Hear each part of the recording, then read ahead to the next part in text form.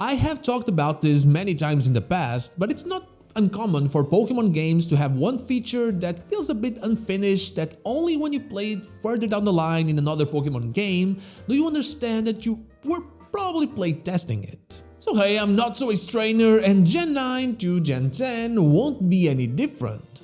Let's get into it.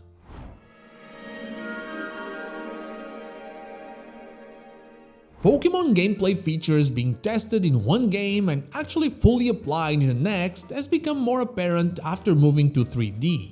You had little bits of right Pokemon happening in Pokemon X and Y, although they were limited to certain areas. But in Sun and Moon, the following generation, you had right Pokemon as part of the A-Gem mechanic replacement for those games. The wild area also felt a bit incomplete. It was small, but it really was a great way to test the waters for a full open world like we had in Scarlet and Violet. We can even say that the soaring mechanic from Pokemon Omega Ruby and Alpha Sapphire helped with building what eventually became the soaring mechanic of Legends Arceus and the Gen 9 games. It was with this in mind that I looked into Pokemon Scarlet and Pokemon Violet in search of something that could come back better in Pokemon Winds and Pokemon Waves. Something that we experienced there that felt a little bit limited, or at least in its playtesting phase. And the best part was that there was actually something that we were literally told was in that phase.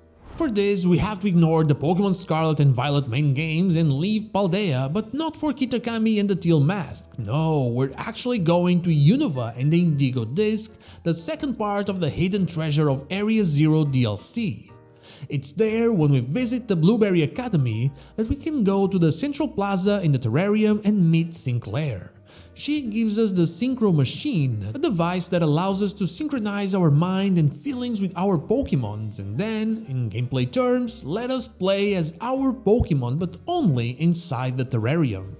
At the time, I truly believed that this would be in Pokemon Legends ZA. I even made a cool thumbnail, I was so sure about it. We could just get in our Pokemon's minds and reach places that we couldn't otherwise reach. At the time, I also believed we could be seeing the creation of Lumiose City, so the game would be in the past, and that would make the whole redevelopment a more chaotic situation than what we had in Pokemon Legends ZA actually. In fact, there's also this little section of Pokemon Let's Go that lets you play as your Pikachu or Eevee that might have been a little bit of a tease to the Synchro Machine itself, and at the time I also used this as an argument for that. It did not happen, of course, but now in Gen 10 I haven't given up on it. Especially since the actual description of the Synchro Machine reads like something that is actually teasing that it will come back in the future. It says, a device that synchronizes your mind and feelings with your Pokemon so that you work as one.